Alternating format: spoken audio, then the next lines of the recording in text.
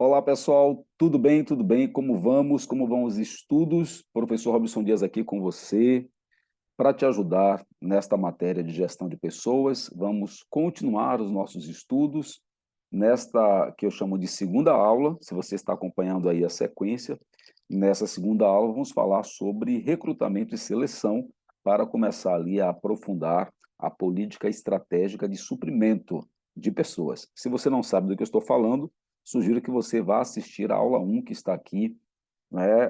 Se eu me lembrei de deixar na descrição desse vídeo, é só clicar, se não, vai aqui na playlist Gestão Pública para Concursos e você vai encontrar a aula com certeza aí, tá bom?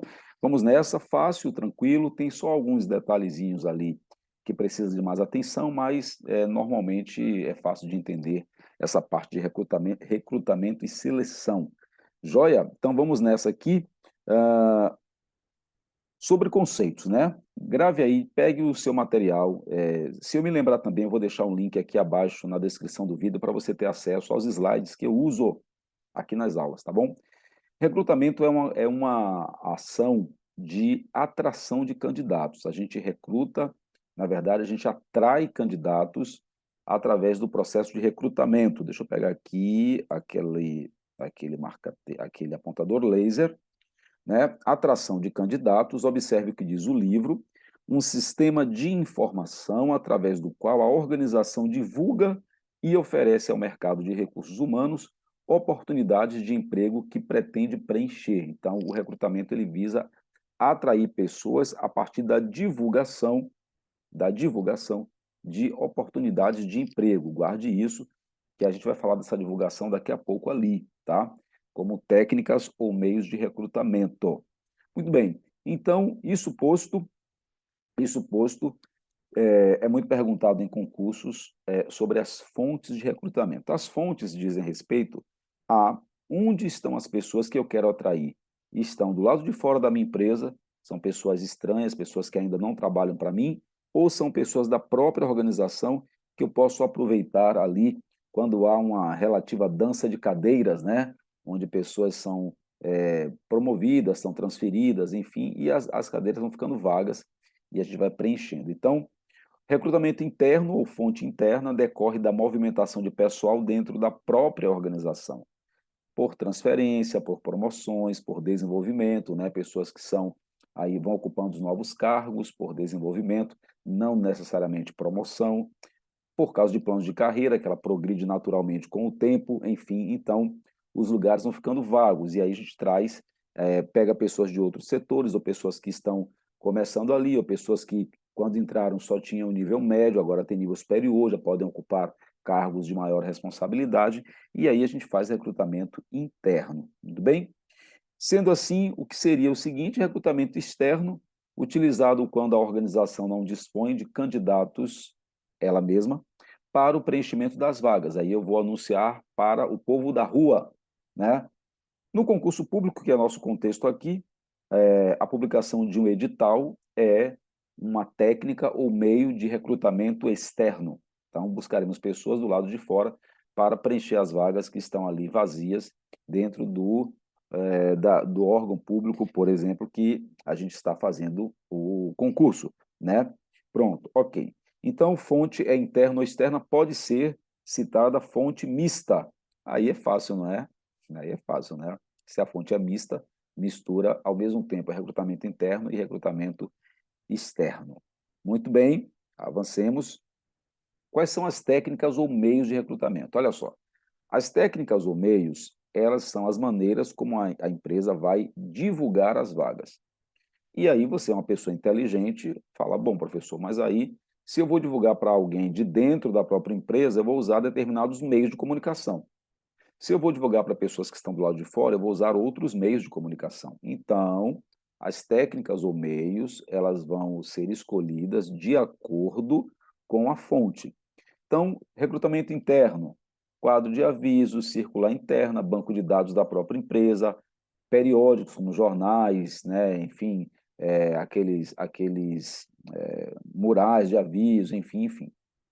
Externos, anúncios de diversos tipos, abertos, semiabertos, fechados. No nosso caso aqui, não precisa se preocupar com isso, tá?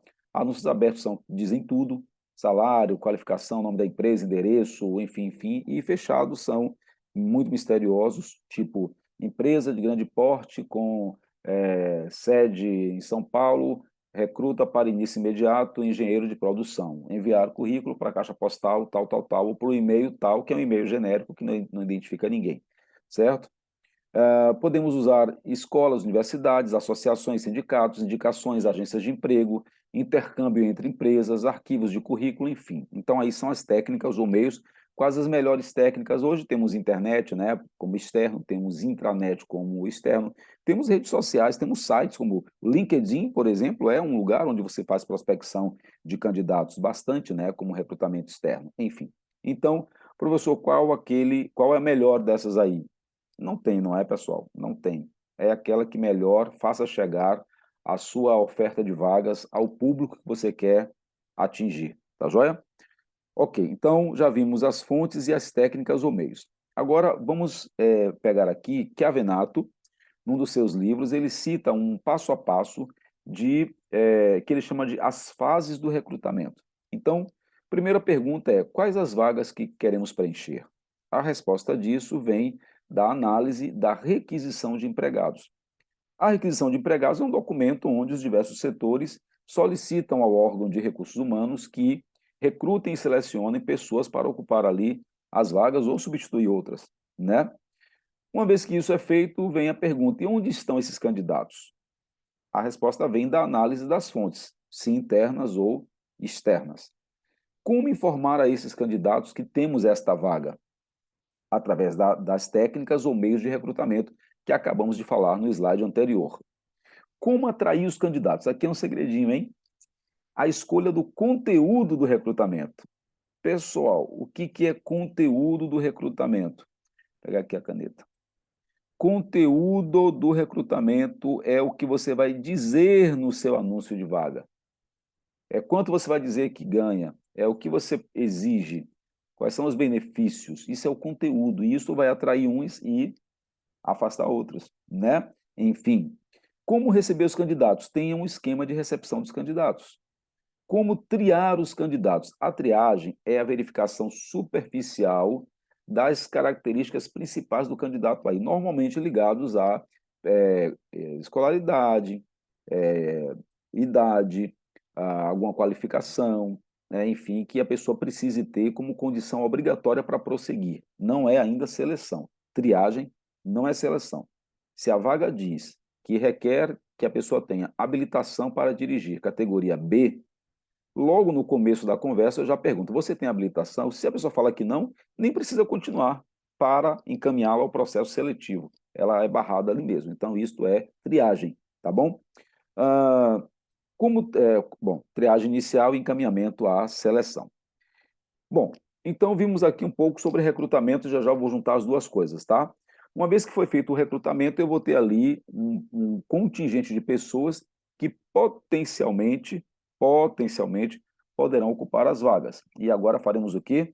Encaminharemos este rebanho, este contingente, ao processo seletivo. Eu falei rebanho de risada, porque a palavra recrutamento ela é de origem militar. Recruta é de origem militar. Significa arregimentar, arrebanhar. Então, mando esse contingente de pessoas para a seleção. Aí faremos o quê? Uma escolha de candidatos. Cuidado agora, pegadinha de prova. Uma escolha de candidatos. A partir do momento que eu comparo cada um dos candidatos com o que o cargo exige. Enquanto o recrutamento é uma atividade de atração de candidatos, a seleção é a escolha de candidatos por comparação entre o que o candidato oferece e o que o cargo pede. Lá está. A seleção é um processo de comparação entre os requisitos exigidos pelo cargo e as características oferecidas pelos candidatos. Qual é a sequência? Primeiro eu tenho que saber o que o cargo pede e depois eu vou buscar no candidato se ele oferece essas coisas que o cargo pede. Desculpe a redundância. Como eu faço isso? Bom, a seleção é uma atividade que se constitui na escolha do homem certo para o lugar certo, buscando entre os candidatos recrutados aqueles mais adequados aos cargos existentes, passando por duas etapas, a etapa de comparação e a etapa de decisão. Vamos então para a etapa de comparação. Vou mostrar aqui um diagrama para vocês. Enquanto o recrutamento visa atrair candidatos, a seleção realiza uma escolha ou rejeição desses candidatos a partir da análise da adequação dos mesmos à vaga oferecida pela empresa. Rejeição é apenas ele não ser selecionado, tá? A pessoa não ser selecionada. Você não chega para a pessoa e falar, você foi selecionado e você foi rejeitado. Ninguém faz isso. Apenas diz que, dessa vez, você não foi selecionado ou não foi selecionada. Tá certo? Bom, então, vamos aqui lembrar, a partir de um contingente, a partir de candidatos, né, que eu tenho internos ou externos, eu passo esses candidatos para um processo de recrutamento, depois um processo de seleção e então vem a admissão ou a rejeição desse candidato. O que é a seleção por comparação, portanto? Pegar os requisitos exigidos pelo cargo, que vem ali da análise e da descrição do cargo, tem que ter isso para a gente saber o que o cargo pede, requisitos mentais, requisitos de escolaridade, requisitos de comportamento, habilidades práticas, habilidades para lidar com números, habilidade de comunicação, o que o cargo pede. Aí eu descubro isso pela análise e descrição de cargo.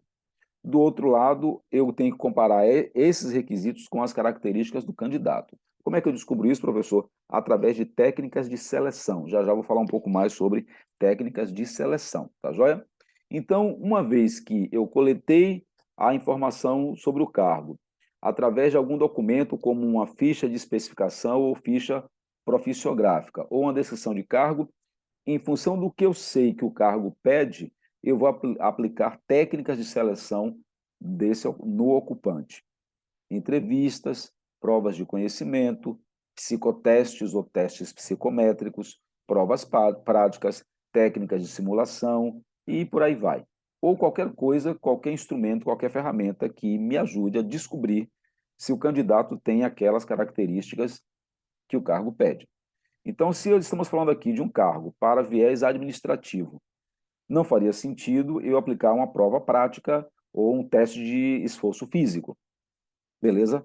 Então, mas se eu estou falando de um cargo para concurso, para agente da Polícia Federal, agente da Polícia Civil, policial militar, enfim, eu vou fazer teste de aptidão física, porque ele precisará apresentar características de força e resistência, beleza? Então, qual é o melhor? Não sei, depende do cargo e podemos fazer mais de um para descobrir as diversas coisas que os cargos requerem. Os testes psicométricos ou psicotécnicos ou psicotestes são adequados para aptidões, né, para a questão comportamental, para vieses de personalidade e assim por diante. Para habilidades, provas práticas e para conhecimentos, testes teóricos.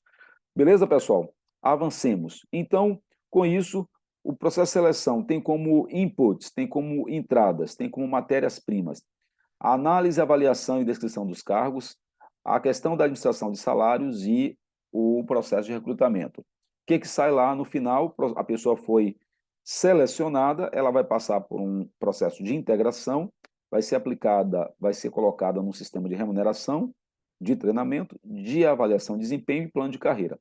Os próximos assuntos nossos aqui, depois dessa, a próxima aula é sobre avaliação de desempenho e a aula seguinte é sobre treinamento, tá bom? Fique atento aí e atenta para você fechar o ciclo dos seus estudos. Bom, então vimos a seleção como um processo de comparação, que é comparar os requisitos do cargo com as características do candidato. Agora, como um processo de decisão. Após aquilo ali, eu vou ter pessoas selecionadas e pessoas rejeitadas, né? Bom, temos três modelos aqui. O modelo de colocação, que é quando não inclui a categoria de rejeição, ou seja, é o modelo 1 para 1, eu tenho uma vaga para um candidato, eu tenho uma vaga para cada um candidato, então a decisão é colocar o candidato na vaga, não há muito o que pensar, tá? Então, por isso é modelo de colocação. O modelo de seleção, que é o mais comum, eu tenho ali mais de um candidato para uma vaga, então eu tenho uma disputa entre candidatos. É como se eu tivesse que fazer um outro processo seletivo através de algum critério de desempate. É o modelo vários para um, vários candidatos para uma vaga. E o modelo de classificação, que é um modelo que acontece muito raramente, quando a empresa está inaugurando, quando está abrindo uma nova filial, uma nova unidade, nós temos ali vários candidatos, nós também temos várias possibilidades de vagas. É o chamado vários para vários. Alguém que se candidatou para o cargo de telefonista, né, pode muito bem ocupar um cargo de gerente, porque ali viu-se no currículo que a pessoa tem condição de ocupar uma vaga de gerente que também está disponível, né? E aí faz-se esta arrumação. É o modelo vários para vários, vários. Então, esses são os três modelos de decisão de colocação, de seleção ou de classificação. Lembrando sobre as técnicas de seleção, uma atenção especial às entrevistas. Entrevista, ela muitas vezes é critério de desempate, e as entrevistas podem ser classificadas em função do formato das questões e das respostas em 4 tipos a saber. Isso aqui é bem que avenato, fique atento, fique atenta. Totalmente padronizada, padronizada apenas nas perguntas, diretiva e não diretiva. Vamos falar aqui de cada uma delas um pouquinho. A primeira, o nome já está dizendo, né? A todas as pessoas são feitas as mesmas perguntas com as mesmas opções de resposta. Não são respostas abertas, são respostas padronizadas. Eu gosto de falar na sala de aula. Vou supor aqui, por hipótese, que uma das perguntas seja: qual a sua cor preferida? Não tem uma linha para você escrever o que você quiser. Tem laranja, verde ou amarelo. Ah, mas eu gosto de roxo. Entenda, você tem que escolher uma dessas três, por algum motivo lá. Então, a todo mundo é feita a mesma pergunta, todo mundo só pode responder aquelas mesmas opções de resposta. O contrário disso é a entrevista não diretiva, totalmente aberta, é uma conversa meio que sem script, meio que sem roteiro, vai se falando do que for acontecendo na conversa, tá? Uma conversa ali de desempate, você tem 3 candidatos absolutamente iguais em termos de características, mas só tem vaga para um, você pode chamá-los para uma conversa e ver ali na conversa se descobre alguma coisa que toque o coração e diga, olha, eu acho que minha intuição fala que esse daqui ou essa daqui é a melhor dos 3, tá bom? Na entrevista diretiva, ela também é uma conversa, só que ela tem um roteiro, tá? É dito o que precisa se descobrir sobre a pessoa, ou quais são os aspectos que na conversa precisam serem destacados, mas deixa que o entrevistador pergunte isso da maneira como ele quiser. Porque às vezes é uma pessoa mais velha, uma pessoa mais nova, uma pessoa casada, uma pessoa solteira, uma pessoa que parece ser religiosa, é homem ou é mulher, né? Então tem que ter cuidado como perguntar determinadas coisas ou como conduzir a conversa para determinados lugares, tá certo? E a entrevista padronizada apenas nas perguntas também é o que o nome diz. Então, ali no meu exemplo, se a pergunta era qual a cor preferida, no primeiro tipo ali no tipo 1, eu travaria as respostas. Só pode ser isto, isto e isto.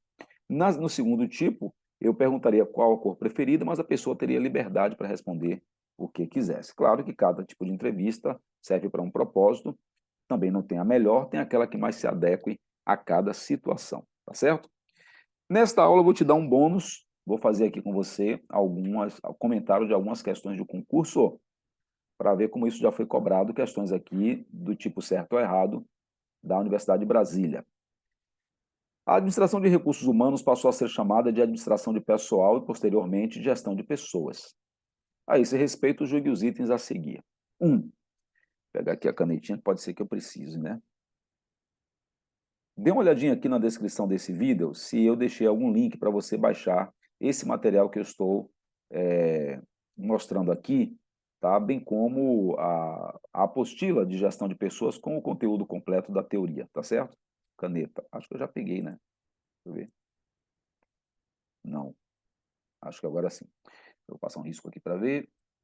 Agora sim. Então, se uma organização que tem uma cultura organizacional adequada às suas estratégias competitivas,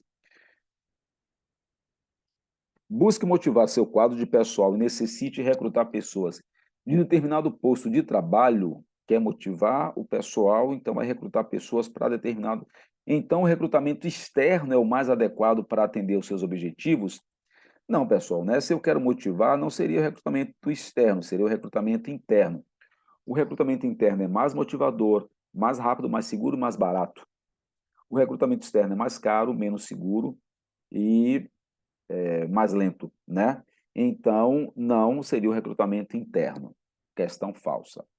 2. As técnicas de seleção de pessoas visam identificar com rapidez e confiabilidade o candidato mais adequado ao cargo a ser ocupado. Sim, porque eu comparo o candidato com a vaga, com os requisitos do cargo.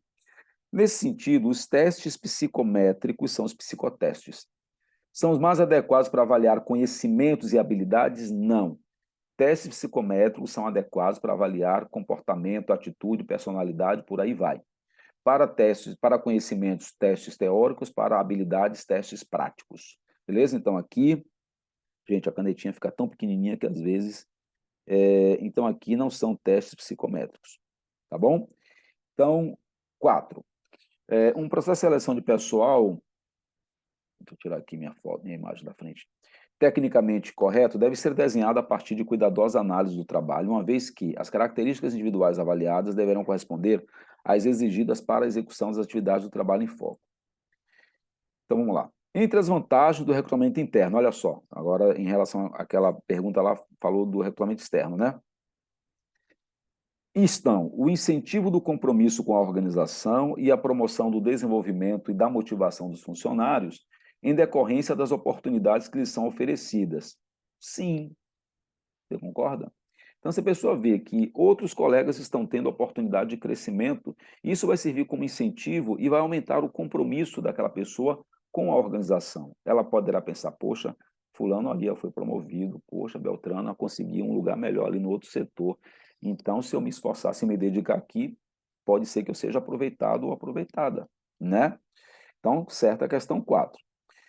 A atividade de seleção de recursos humanos, é a escolha realizada entre candidatos previamente recrutados, sim, os quais devem ser chamados em ordem decrescente do nível de escolaridade,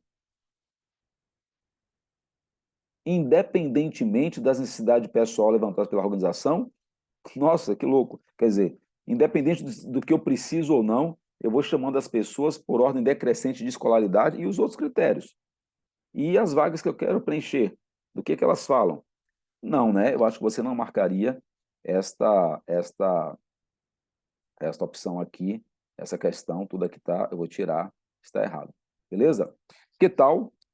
Tá uma aula bem compacta, mas que deu para você ser exposto ou exposta a dois dos conceitos mais cobrados aí para noções de gestão de pessoas em concurso público, recrutamento e seleção de pessoal. Tá bom? Nos vemos aí numa próxima aula. Um abraço aqui do professor Robson Dias. Vá resumir, vá revisar e vá resolver questões para que você fixe mais os assuntos, tá bom?